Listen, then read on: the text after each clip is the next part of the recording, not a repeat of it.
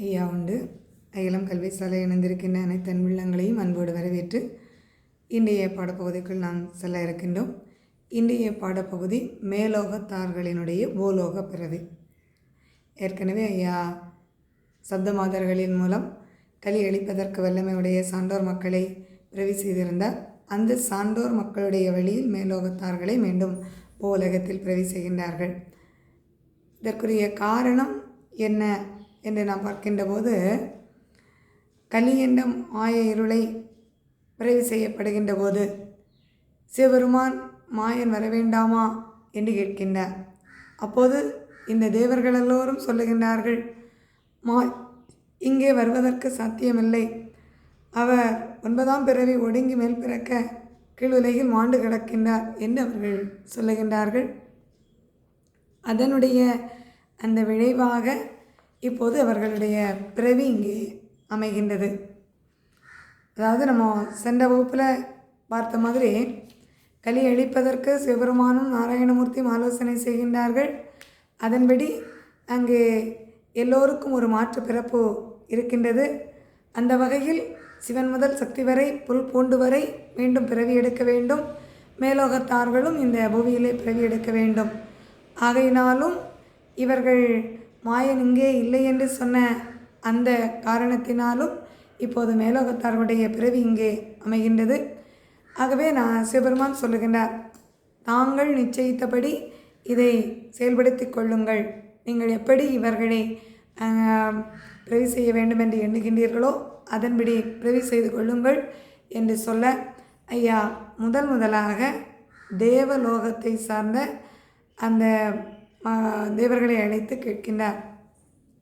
எப்படி கேட்கின்றார் என்றால், தேவரே, நீங்கள் எல்லோரும் பார்த்துணர்ந்து பாராமல், அதாவது உண்மை எது தவறு எது அப்படிங்கிறது நீங்கள் உணர்ந்து பார்க்கணும். ஐயா சொல்லுவாங்க, ஆய்ந்து தெளிந்து அருளினி நல்லுரைகள்.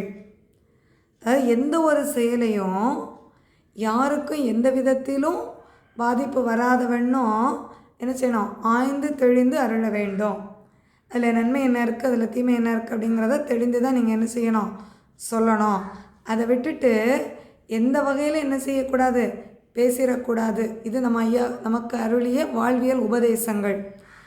அப்போது அதுதான் இந்த தேவர்கள்ட்ட கேட்குறாங்க, ஐயா நீங்கள் பார்த்து உணர்ந்து பாராமல் மால் இங்கே இல்லை அப்படின்னு சொல்லிட்டு மாறாட்டம் சொன்னீங்க இல்லையா, அப்படி சொன்னதுனால மீண்டும் உங்களுக்கு பிறவி. ஏன்னா அவங்க தேவர்கள் அப்படிங்கிறவங்க உயர்ந்த நிலை, எப்போதும் இறை நிலை பெற்றவர்கள், இறை சிந்தனையோடு வாழ்பவர்கள். அப்படி வாழுகின்ற இந்த தேவர்களுக்கு மீண்டும் என்ன செய்கின்றது, பிறப்பு அமைகின்றது. எப்படி? ஒரு சாதாரண மானிடரை போல சூழின் கருடு திரண்டு தொல்புவியிலே நீங்கள் என்ன செய்ய வேண்டும், பிறக்க வேண்டும். உங்கள் இனமாக நான் ஏற்கனவே சான்றோர் வழியிலே தேவலோகத்தை சார்ந்த மக்களை பிறவி செய்து வைத்திருக்கின்றேன். அவர்களுடைய வழியில் நீங்கள் சென்று என்ன செய்ய வேண்டும், பிறவி எடுக்க வேண்டும் என்று ஐயா அங்கே சொல்லுகின்றார்.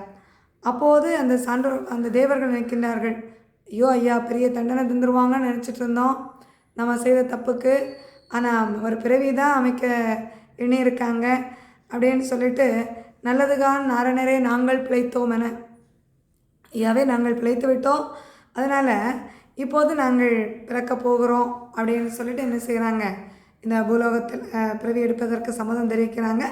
அப்போது அந்த சம்மதம் தெரிவிக்கக்கூடிய நேரத்தில் ஒரு வேண்டுகோளை வைக்கிறாங்க, ஐயாவே நாங்கள் அந்த பூலோகத்திலே பிறந்தால் எங்களுக்கு இந்த கலியின் மாயையால் இறப்பு வருமல்லவா, அப்படி இறப்பு வந்தாலும் மீண்டும் நாங்கள் அந்த இனத்திலே நாங்கள் என்ன செய்ய வேண்டும், பிறவி எடுப்பதற்கு வரம் தாரும் ஐயா என்று அவர்கள் கேட்கின்றார்கள்.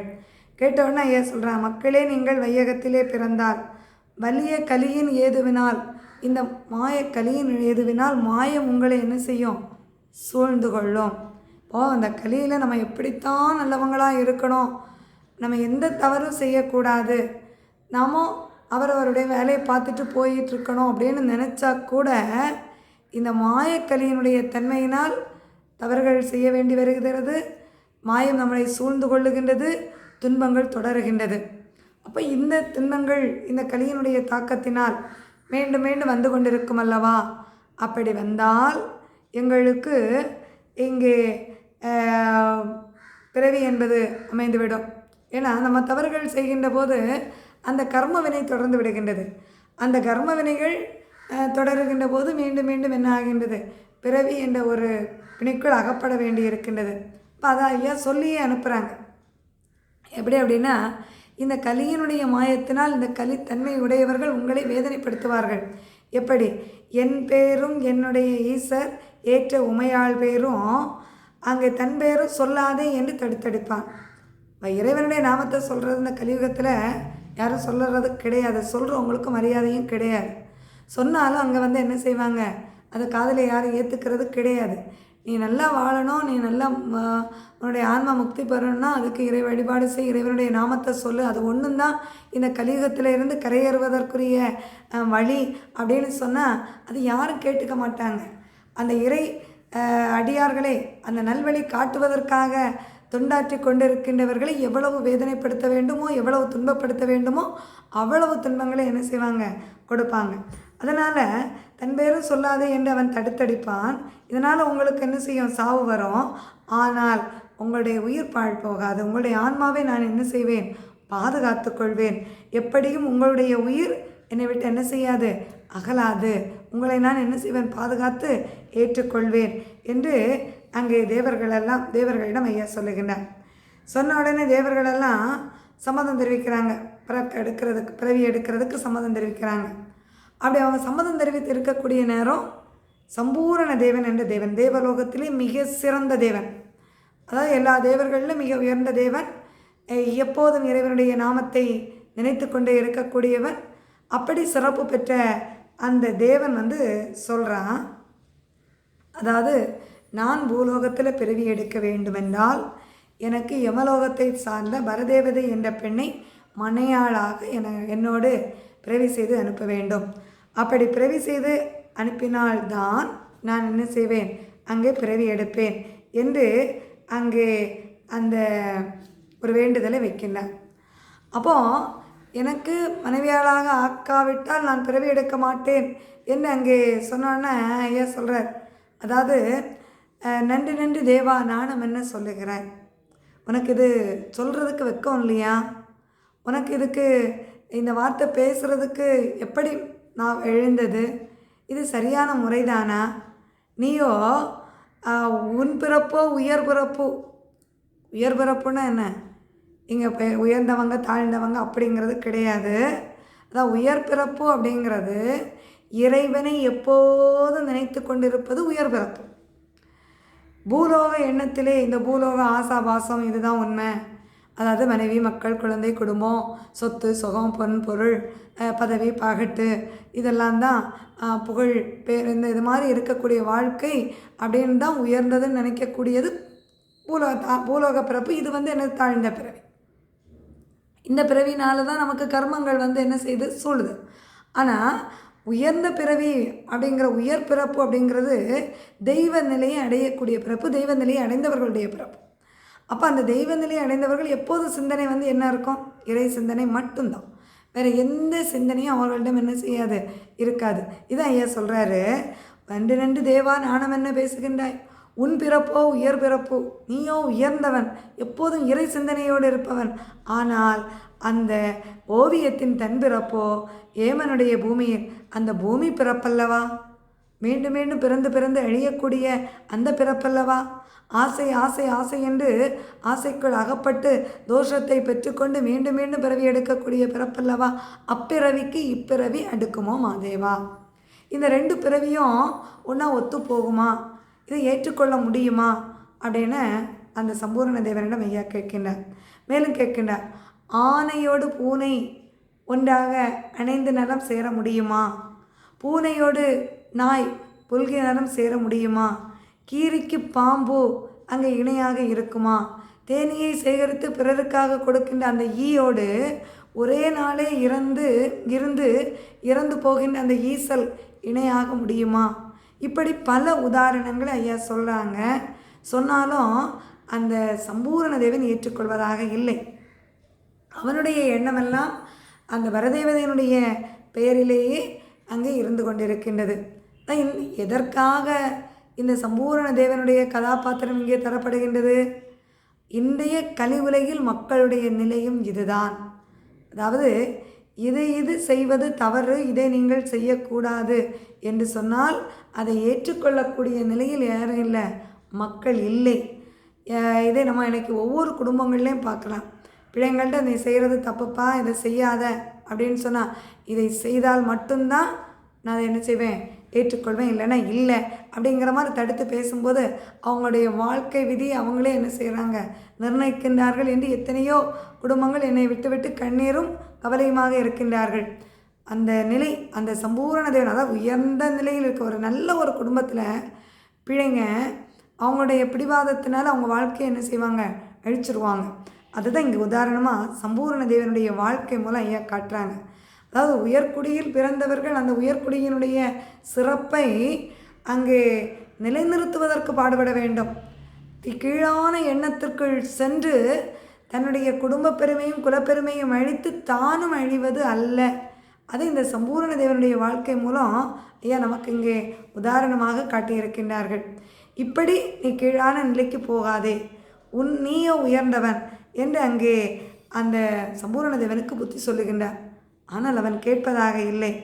அவன் என்ன சொல்லுகின்றான், எந்த விதமாகிடினும், எனக்கு என்ன பிரச்சனை வந்தாலும் சரி, எனக்கு என்ன துன்பம் வந்தாலும் சரி, எனக்கு இந்த பெண்ணை நீங்கள் என்ன செய்யணும், சொந்தமாக எனக்கு தரணும்.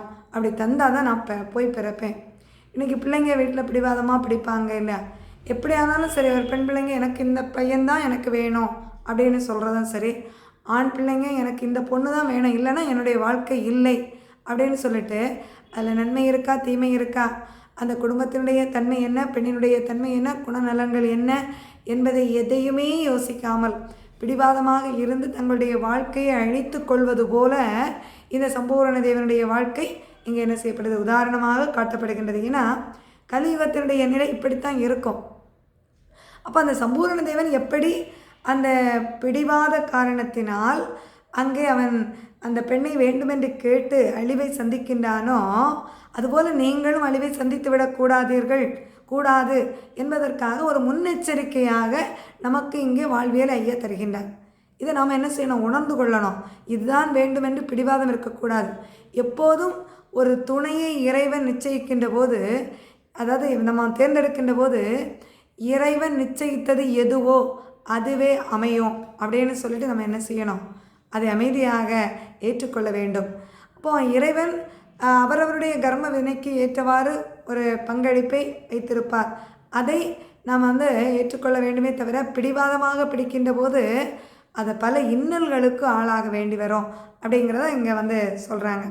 இப்படி அவன் கேட்கின்றான், எனக்கு இந்த பெண் இல்லை என்றால் வாழ்க்கை இல்லை, ஆகவே எந்த விதமாகணும், எப்படி வந்தாலும் சரி, எனக்கு என்ன துன்பம் வந்தாலும் சரி, என்ன கஷ்டம் வந்தாலும் சரி, எனக்கு அந்த பெண் வேணும் அப்படின்னு சொல்லிட்டு தந்தரளி வைத்தார் தர்மம் உண்டு உங்களுக்கு, இந்த பெண்ணை எனக்கு சொந்தமாக எனக்கு தரணும், எனக்கு ரொம்ப அதாவது துளையாத ஆசை, எனக்கு அவள் பேரில் ரொம்ப ஆசை இருக்குது, அதை நீங்கள் செய்து தந்துட்டீங்க அப்படின்னா உங்களுக்கு என்னது இருக்குது, தர்மம் உண்டு.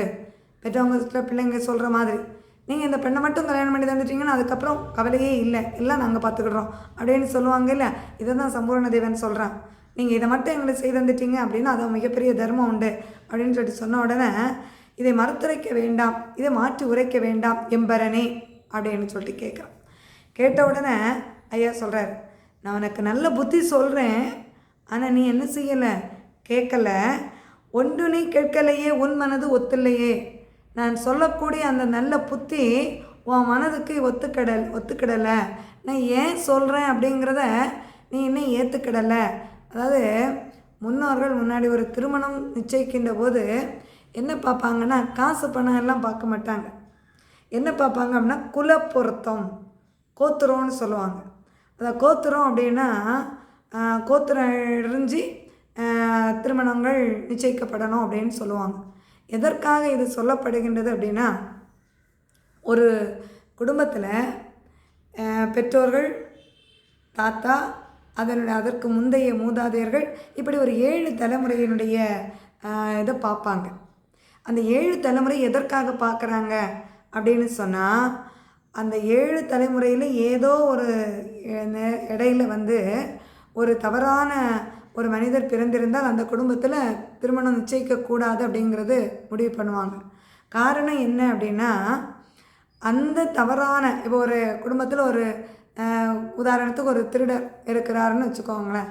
அப்போ ஏதோ ஒரு சூழ்நிலை பிறக்கக்கூடிய பிள்ளை என்ன ஆகும், அந்த திருட்டுத்தனமான குணத்தோடு வர்றதுக்கு காரணமாக அமைந்துவிடும். அதனால் அந்த நிலை இருக்கக்கூடாது. அந்த குணம் வந்து எப்போதும் ஒரு நல்ல நிலையில் இருக்கணும். அப்போ அந்த தலைமுறையாக இவர்களுடைய வாழ்க்கை முறை எப்படி இருக்கின்றது, இவர்களுடைய பழக்க வழக்கங்கள் எப்படி இருக்கின்றது, இவர்களுடைய செயல்பாடுகள் எப்படி இருக்கிறது அப்படிங்கிறத தான் பார்ப்பாங்க. அதான் அந்த குணம் பார்த்து என்ன செய்வாங்க, திருமணத்தை நிச்சயித்தார்கள். ஆனால் இன்றைய காலகட்டம் எப்படி இருக்குது, அந்த ஒரு தலைமுறை பையன் பெண் அப்படிங்கிற அந்த 2 மட்டும்தான் பார்க்குறாங்க. எது ஆதாரமாக வச்சு பார்க்குறாங்க, பணம் இருந்தால் அது சிறந்த குணம் இருப்பதாக மக்கள் என்ன செய்கிறாங்க, முடிவு செய்து விடுகின்றார்கள். ஆனால் அதுவல்ல.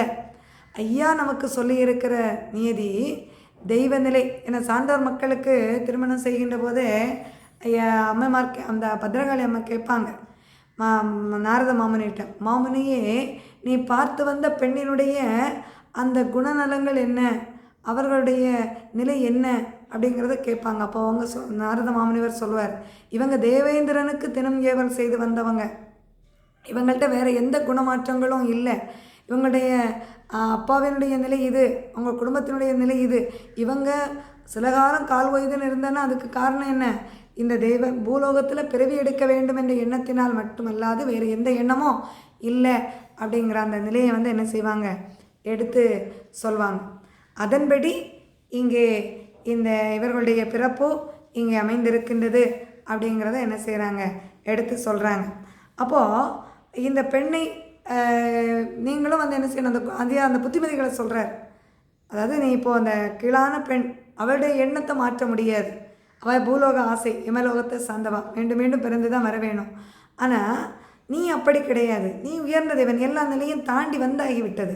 அதன் பிறகு நீ கீழே இறங்கணும். அதாவது கீழேருந்து ஒருவர் மேலே வந்து என்ன செய்யலாம், வரலாம். ஆனால் மேலே இருக்கக்கூடியவங்க எந்த நிலையில என்ன செய்யக்கூடாது, கீழ் நிலைக்கு இறங்கி வரக்கூடாது. அதனால தான் நான் உனக்கு இவ்வளோ புத்திமதிகளை நான் சொல்கிறேன் அப்படின்னு சொல்லிட்டு அவனுக்கு சொல்கிறார். ஆனால் அவன் கேட்காத காரணத்தினால அப்போ ஐயா ஒரு கண்டிஷனை போடுறார்.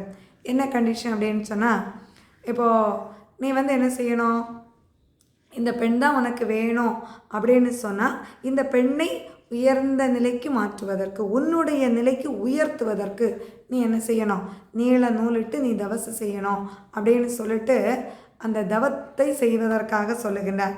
அப்போது அந்த தவத்தை நீ செய்து எப்படி தவம் செய்யணும், காலால் கணல் எழுப்பி கடுந்தவசு செய்துடு. நீ அதை தவசு வந்து நீ தாற்பயமாக நீ செய்யணும், நீ மட்டும் செய்தால் போதாது, அந்த பெண்ணும் சேர்ந்து இந்த தவத்தை நம்ம என்ன செய்யணும். இப்போ இதுதான் இன்றைக்கி பிள்ளைங்க பிடிவாதமாக இருக்கும்போது பெற்றோர்கள் என்ன செய்வாங்க, ஒரு கண்டிஷனை போடுவாங்க, இப்படித்தான் நீ இந்த திருமணத்தை செய்தேன்னா சொத்து கிடைக்காது, அப்படி இப்படின்னு ஏதோ ஒரு கண்டிஷனை போடுவாங்க. ஆனால் அதை போட்டுட்டு நீங்கள் வாழ்க்கையை என்ன செய்யுங்க, நடத்துங்க. அப்போ அதில் வரக்கூடிய பின் விளைவுகள் எல்லாத்துக்கும் பொறுப்பு யார் தான், நீங்கள் தான் அப்படின்னு. அதுபோல் ஐயா இங்கே என்ன சொல்கிறாங்க, நீ வந்து தவம் இருக்கணும், அந்த காலால் கணல் எழுப்பி கடுமையான தவம் இருக்கணும், உன்னுடைய நிலைக்கு அவளை உயர்த்துவதற்காக வேண்டி என்ன செய்யணும், தவம் இருக்கணும். அப்படி தவமாக இருக்கின்ற அந்த வேளையிலே அந்த பெண்ணும் நீ உனக்கு இணையாக வேண்டி என்ன செய்யணும், தவமாக இருக்கணும். அப்படி தவமாக இருக்கின்ற போது அந்த தவம் நிறைவேறினால் நீ நினைத்தது உனக்கு என்ன செய்யும், உறுதியாகும் அப்படின்னு சொல்லிட்டு அன்றைக்கு உங்களுக்கு நான் நல்ல கதை அருள்வேன் அப்படின்னு சொல்லிட்டு சொல்கிறார். சொன்னோன்னு சம்பூர்ண தேவனுக்கு பயங்கர சந்தோஷம். அந்த சந்தோஷத்தோட பல தேவதையை கூட்டிகிட்டு என்ன செய்கிறான், வா நம்ம போய் தவத்துக்கு போவோம் அப்படின்னு சொல்லிட்டு அங்கே தவத்துக்கு செல்லுகின்றான். அப்படி அந்த சம்பூரண தேவனை தவத்திற்கு அனுப்பிவிட்டு அடுத்ததாக யமலோகத்தை சார்ந்த தபோதனார்களை ஐயா அழைக்கின்றார். எப்படி அவர்களுக்கு அங்கே தவத்துக்கு உறுதி கொடுக்கின்றார், அவர்களை எப்படி பூலோகத்திலே பிரவேசிக்கின்றார் என்ற விவரங்களை நம்ம அடுத்த வகுப்பில் பார்ப்போம். ஐயா உண்டு.